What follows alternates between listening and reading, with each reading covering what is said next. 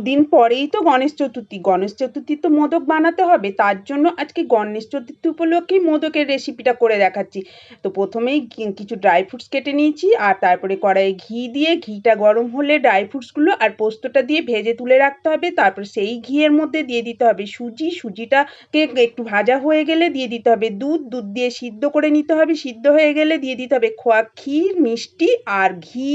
Dry ফ্রুটসটা ভেজে রেখেছিলাম সেটা অর্ধেকটা, আর ফ্লেভারের জন্য খানিকটা জায়ফল গুঁড়ো আর এলাচ গুঁড়ো। তারপরে মিশ্রণটাকে একদম ডোয়ের আকারে করে নিয়ে নামিয়ে ঠান্ডা করে নিতে হবে। তারপরে পুরের জন্য যে ড্রাই ফ্রুটসটা ভেজে রেখেছিলাম সেই ড্রাই ফ্রুটসের মধ্যে খানিকটা খোয়া ক্ষীর আর 1 চামচ চিনির গুঁড়ো দিয়ে ভালোভাবে মিশিয়ে নিতে হবে। তারপরে মোদকগুলোকে মোদক মোল্ডে বা এরকম হাত দিয়ে বাটির আকারে তৈরি করে মোদকগুলোকে তৈরি করে নিতে হবে মোদকের আকারে।